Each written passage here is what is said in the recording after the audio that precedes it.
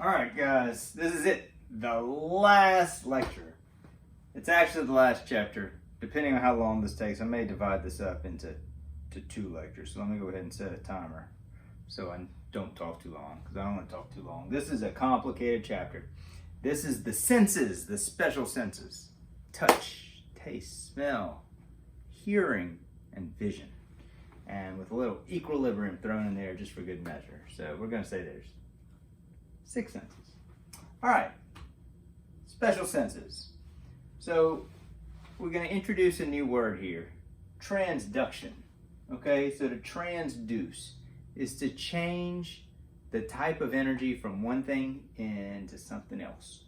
Okay, so when you touch something, that's physical motion, that's actual mechanical energy. Okay, but for your brain to know it happens, there has to be a nerve signal to let the brain know you're touching something. So that process of changing a mechanical process into, the action potential that can go up the nerve, that's called transduction, or to transduce. Okay, so there's a couple of ways you can divide up the senses. You can do it by the stimulus, like what kind of receptor appreciates the sense. So chemoreceptors, those would be in your nose and in your tongue, right?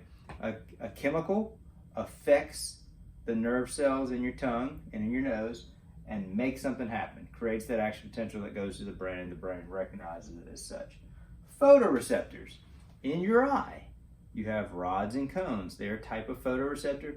They turn light waves into an action potential that your brain can appreciate as light. Okay, thermoreceptors. So in your skin and in your tongue as well, in your mouth, you have receptors that can appreciate temperature. And it knows if it's too hot to touch, okay? Mechanoreceptors is what we're talking about when we touch something. So this would be pressure, either sharp or dull. Nociceptors, these are pain receptors. They're special, separate from the mechanoreceptors. They're like, hey, that hurts. Stop, do something else. And then proprioceptors. This tells you where something is in space. When you go to step, even if your eyes are closed, your knee's up, that foot's off, when it's about to touch the ground. That's proprioception. It's letting you know where something is in space. Okay, so that would be if you group your neurons, those neuroreceptors by stimulus, but you could also do it by the type of sensory info. So pain, proprioceptors.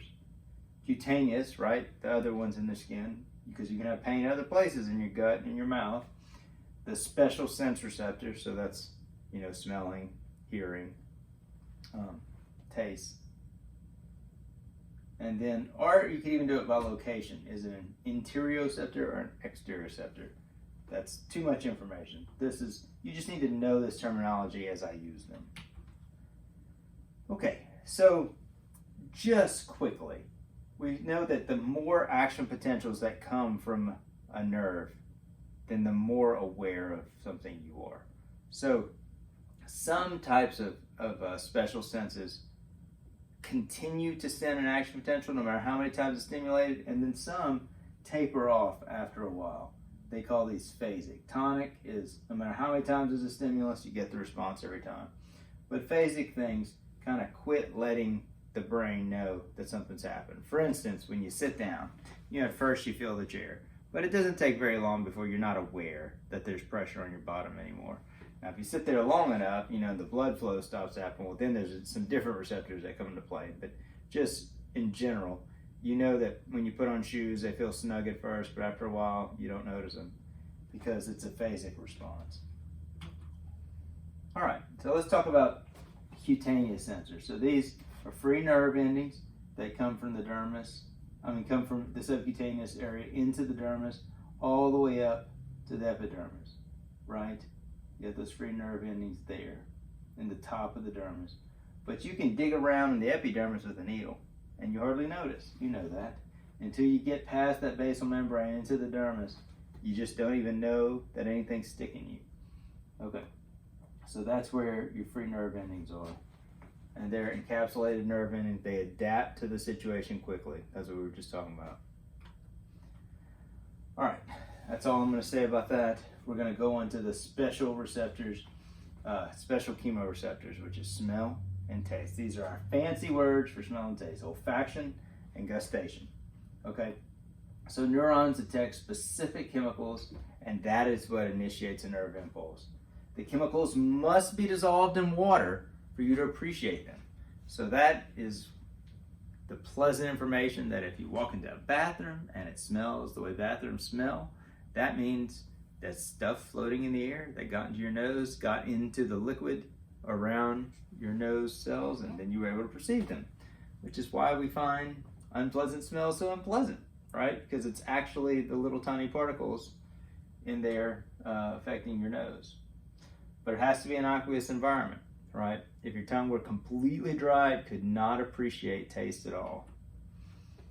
Okay, so let's talk about olfaction a little bit. There's 10 to 20 million olfactory receptors. These are bipolar neurons with non-modal cilia. They have cilia, but they don't move. And the cilia are covered with the little chemoreceptors that can appreciate smell. They have a low threshold. They're phasic, which is the good news. If once you're in the stinky environment a while, you quit appreciating it. Thank God for that, right? Low threshold, it doesn't take much for you to appreciate it. And apparently, these cells are attacked by the new coronavirus that we're seeing, because of many people that have the disease almost immediately lose their sense of smell. And I would guess it's because these cells get killed by the virus. Now, the good news is, unlike most nerves, these grow back in general very well. Here's an electron microscope where you can see those cilia. Okay, so here are your olfactory pathways. So notice they go right around your hippocampus there, which is why smells are so easily linked to memory. You know, once you have a potent smell, it makes that good long-term memory, and you'll notice that you'll smell something you haven't smelled in years, and it'll take you right back to a situation when you were a little kid or a long time ago, and that's because of that close link between the hippocampus and your olfactory pathways. Okay, taste. You probably learned, I know I did, that certain parts of the tongue tasted different things, right? Sweet was up at the top, and bitter was on the sides, and salty was in the back. I don't remember, and it doesn't matter because it was wrong. It was wrong.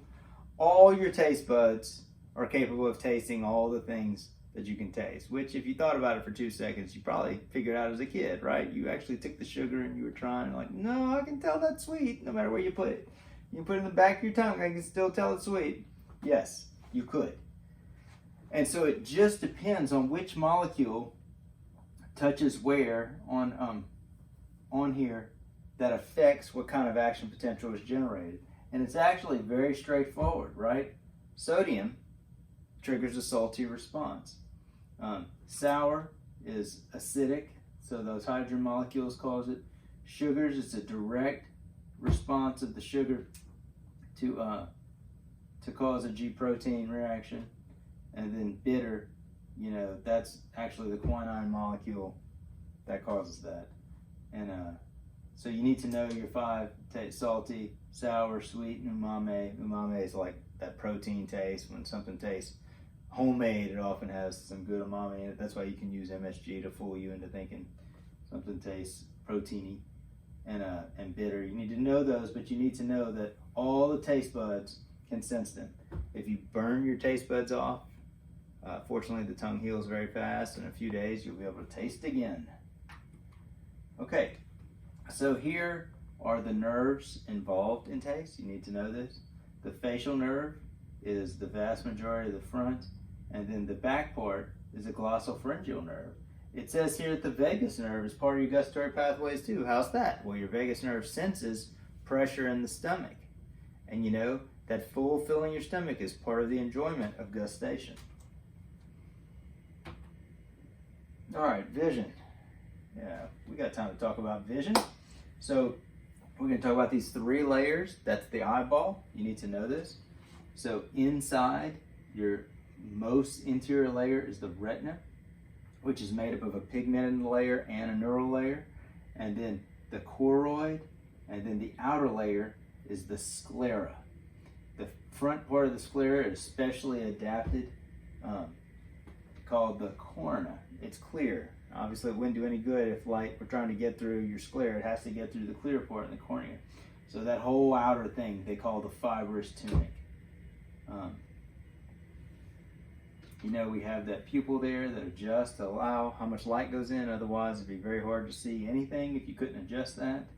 And if you've ever had your eyes dilated and tried to get through life, you know it's very difficult. So that pupil is important. This is important. I'm going to ask a test question about this for definite. Notice this is the lubricating system of your eye. You have your lacrimal glands up here that let tears, another name for a lacrimal gland would be a tear gland, drops tears into the eye to keep your eyes moist. They don't do very well if they stay dry for long. And then there's a nasal lacrimal duct that collects the tears and goes in here. That's why when you cry, your nose runs, okay? It is important to know. Babies often, because they have a very tiny passage, it'll be stopped up and the eye will water all the time, or sometimes even a little pus, and you can massage that lacrimal duct there to get it open. So I explain what I just explained to you about the tears and everything almost every day, because this is something that gets stopped up in babies pretty regularly. But it's good to know that's why your nose runs when you cry, because it's just too much tears for your the nasal lacrimal duct to handle, and it ends up just running straight out the nose. Remember, the eyes have these muscles. Most of them are controlled by the oculomotor muscle, but 2 of them are controlled by cranial nerves 4 and 6 as well. We won't revisit that right now. So we talked about pupil constriction. Bright light, it constricts. Low light, it dilates. That's, dilation is sympathetic. That's why when you're fight or flight and you're excited, your pupils open so you can see really well. When you relax, they close, which makes it seem dark, which is what helps you rest, go to sleep. We're not going to get into that. Okay, so you do need to know these layers here, and this is from most interior to most exterior. This is the retina, and then this is the choroid. Okay, the rods and cones are in here. So what happens is light actually goes through that inner layer of the retina, bounces off the pigmented layer, and then the light's absorbed here. And that's what generates the action potential that goes to the brain, is your rods and cones. Okay? So rods, see black, white, night vision. They're made of rhodopsin. That's the main protein in rods, is rhodopsin. That's pretty easy to remember. And cones, which see bright light and color, they have photopsin, okay? And they're concentrated in the fovea centralis, which is why there's that one part of your eye where you can see really well with, and you can make out colors, but everything else is really kind of black and white. And if you try to think about it, it's hard to tell, but your peripheral vision is pretty much just black and white, colors only towards the center. And all the cones can see the shades of light there.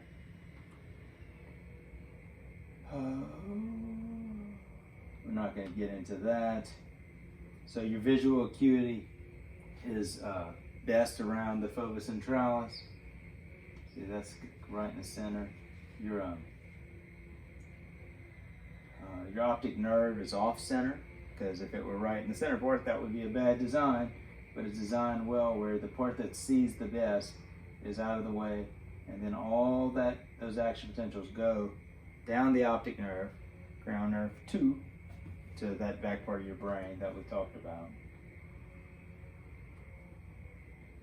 Okay, this is just talking about how the shape of the eye affects where the fine point is reflected, and so that's why some kids need glasses. If their eye is shaped funny, that fine point is just meeting in the wrong spot, and so glasses will change where it meets. And that can be due to improper shape of the eye or an improper shape of the lens. And as you get older, your lens gets stiff, like I talked about in the last video, and you need glasses so that you can see things up close, and eventually even so you can see things far away. Okay, so this is talking about accommodation sound, which is what we were just discussing. Okay, we're not going to get into that. We're not going to get into this. This is very interesting. If we had time, we'd talk about it, but we really don't. So, visual pathways, as we discussed when we did the brain before, the right eye and the left eye both send information to both sides of the brain. The right side of your brain sees the left visual fields of both eyes. The left side of your brain sees the right visual fields of both eyes.